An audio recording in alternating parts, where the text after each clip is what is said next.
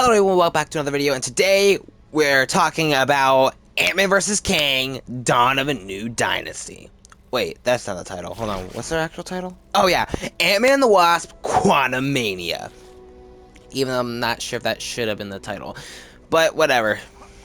Since when does what I say matter? But yeah, we're gonna dive into some spoilers because I already did my spoiler-free review, letting you know what I thought about the movie in general and whether or not you should see it in theaters or not. So if you have not seen the movie, go check that one out instead first, and then come back after you've seen the movie because I'm going to dive into all the spoilers.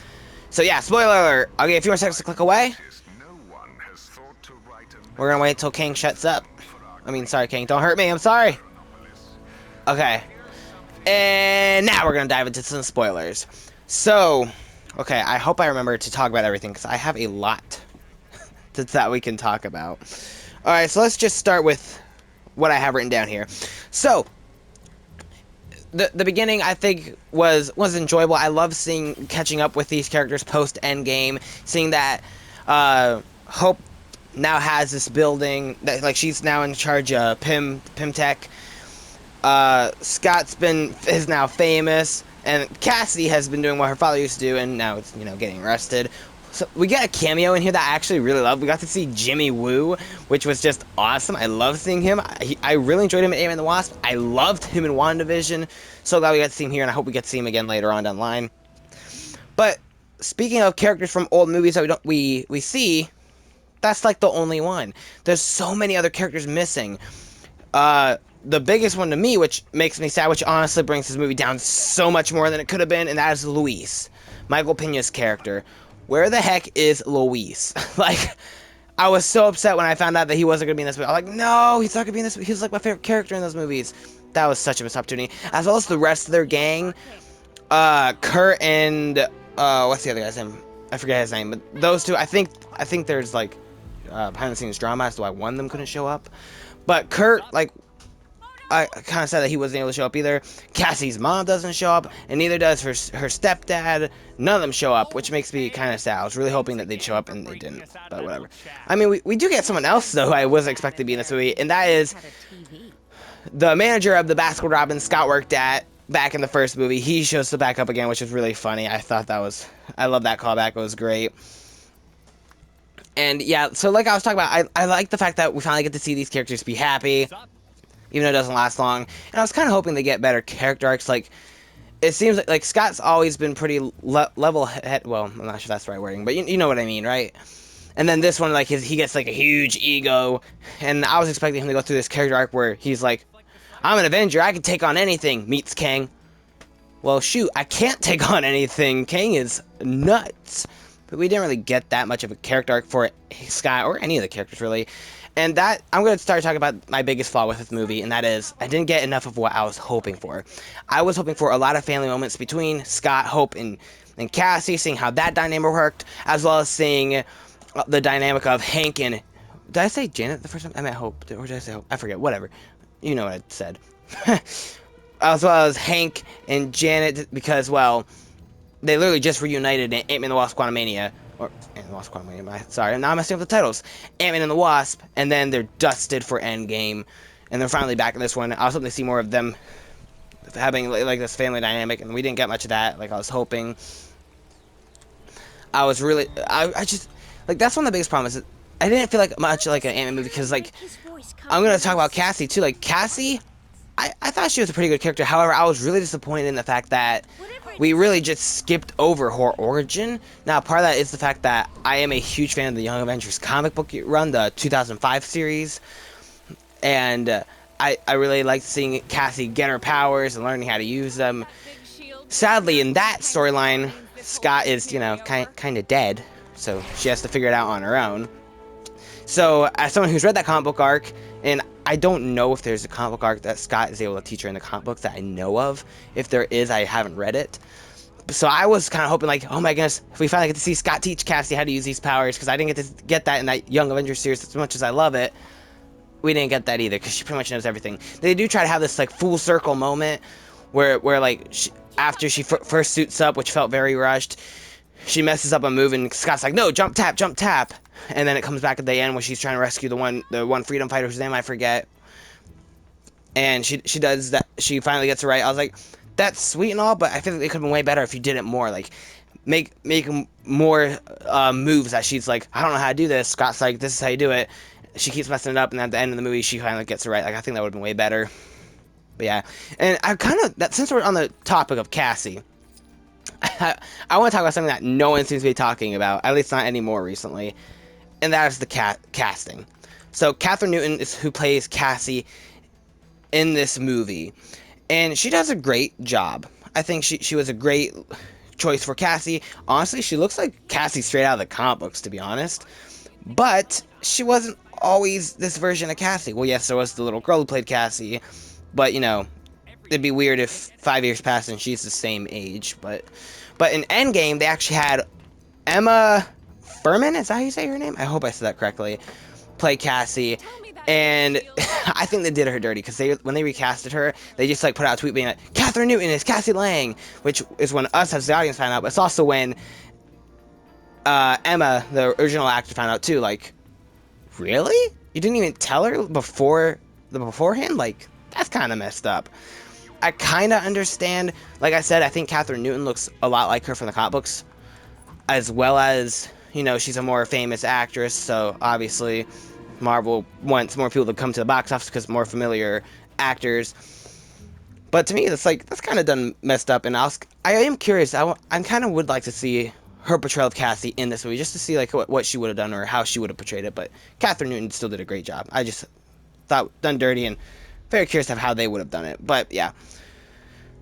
All right, let's finally move on. So they finally, after like very little time in the real world, they eventually go into the quantum realm, like after like what feels like maybe 10-15 minutes. And a plot hole that I didn't notice actually the first time watching the movie, but then after the movie I was like, wait a second.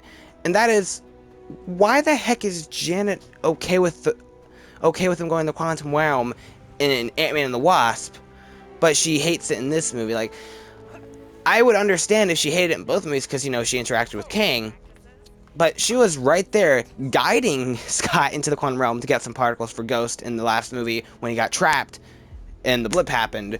And now she's like, don't talk about it, don't go near it, don't research it, just don't even mention it. Like, that's a pretty big plot hole, especially because the quantum realm ended up being a big part of Endgame with the whole time travel stuff. So, yeah, okay.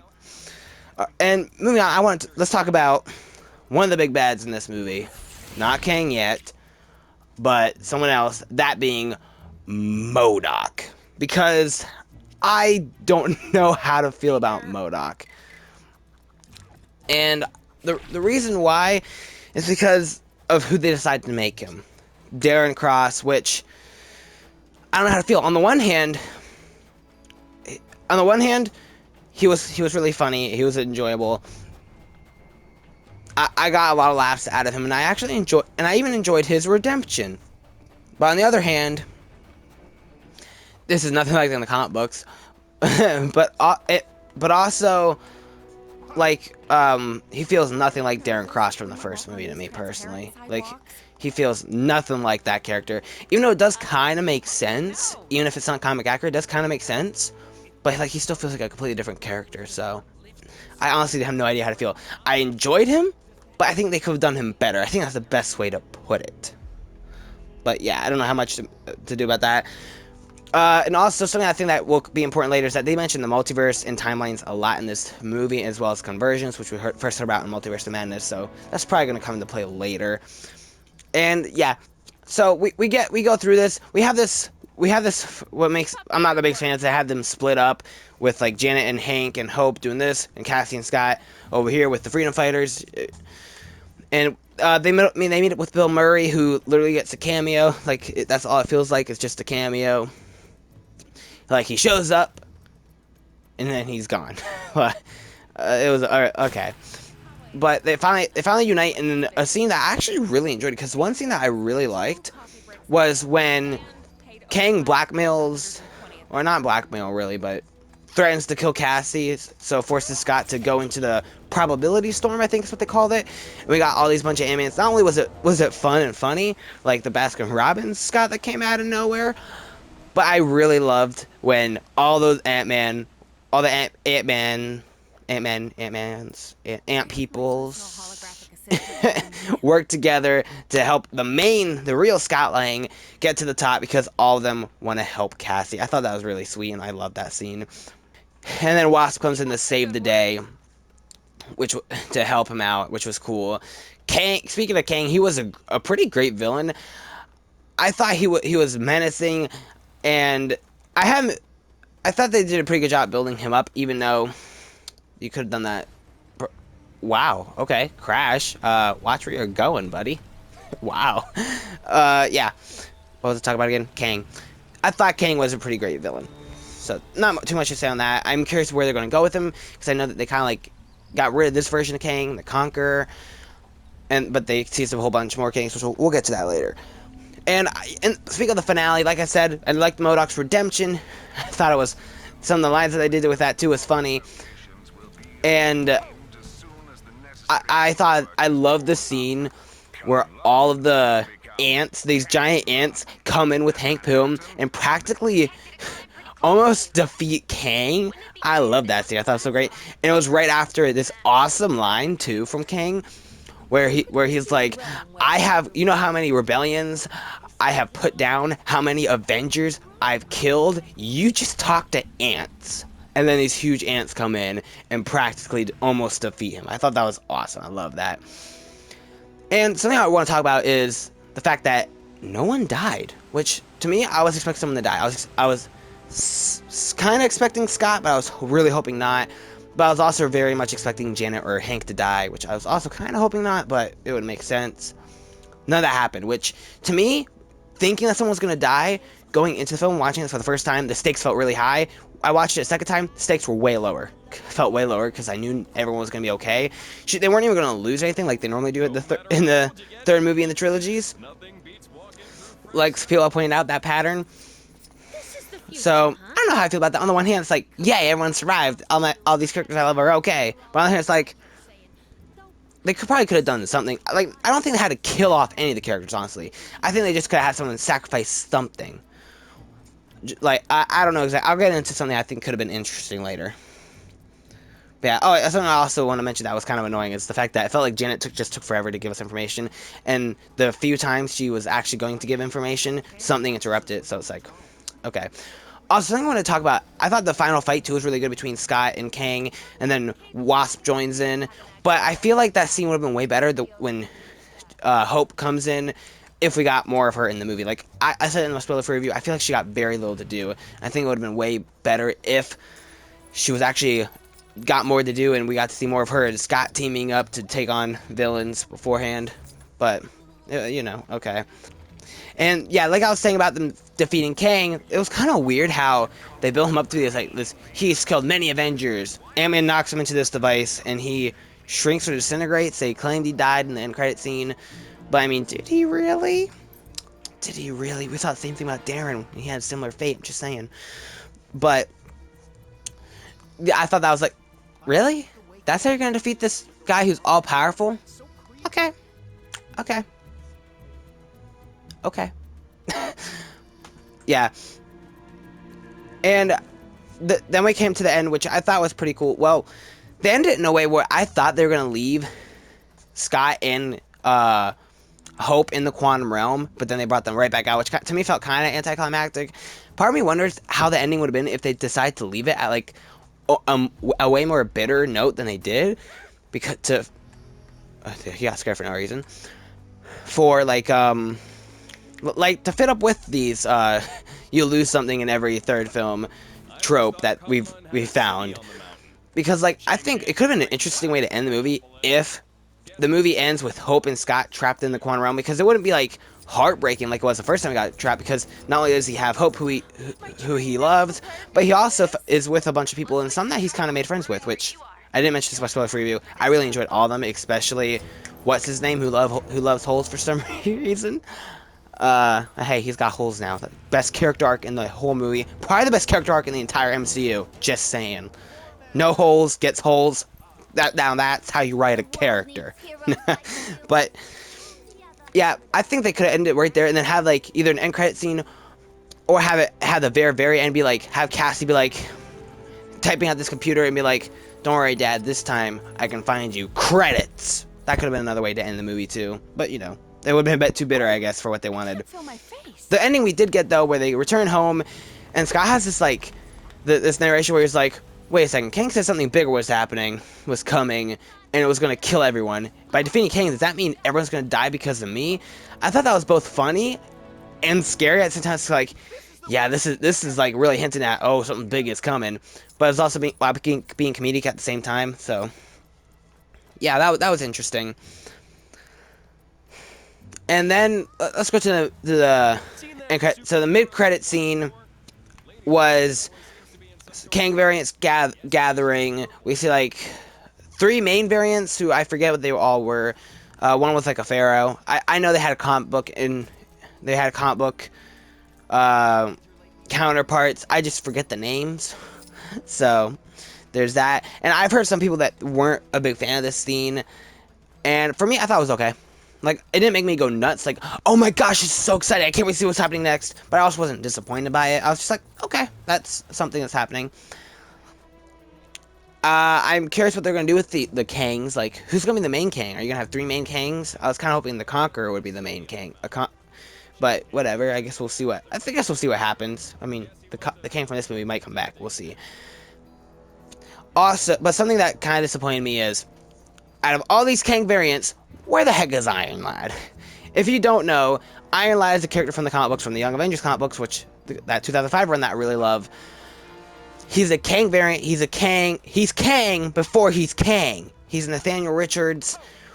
He's a descendant from Mr. Fantastic, Reed Richards, who will also become Kang in the future, except he doesn't want to become Kang, so he becomes Iron Lad and joins the Young Avengers, hoping to prevent his fate, but he doesn't. Spoiler alert for that comic book, but, you know, sorry. So I was really hoping that we'd get some sort of hint towards Iron Lad, but no, we got nothing.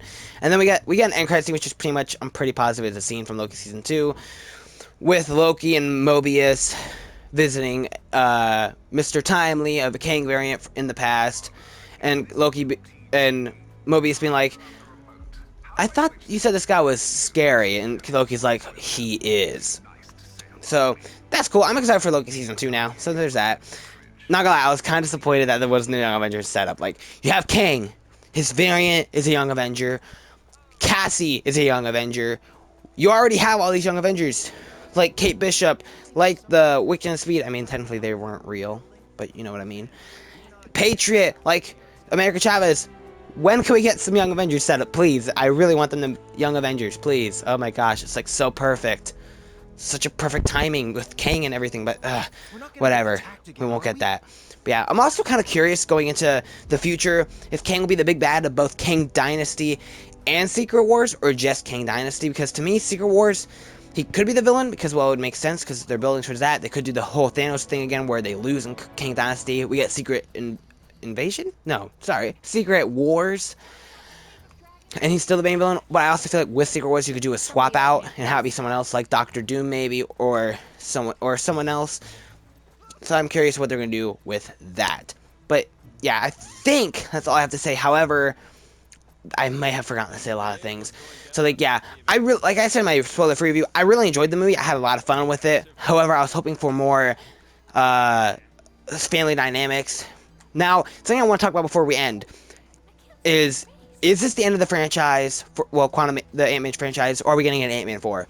Because I think if we get an Ant-Man 4, I like this movie even more, because if we get Ant-Man 4, which focuses on Ant-Man, this family, and getting father-daughter side-by-side fighting moments that I wanted in this movie, then I think I'll end up liking this movie more, because this is not the last movie. If this is the last movie, kind of a disappointing ending to this franchise that I really love. I love Ant-Man, and I love Ant-Man and the Wasp.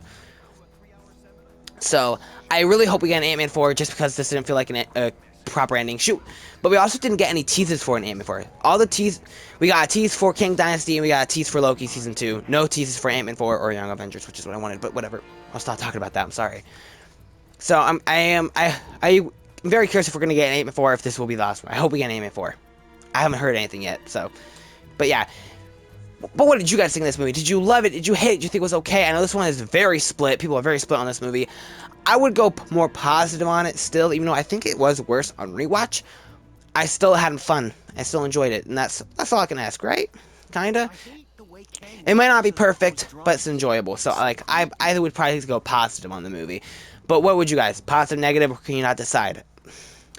Let me know all your thoughts in the comments section below. And yeah, let me know what you think of all this buzz about this highly anticipated movie.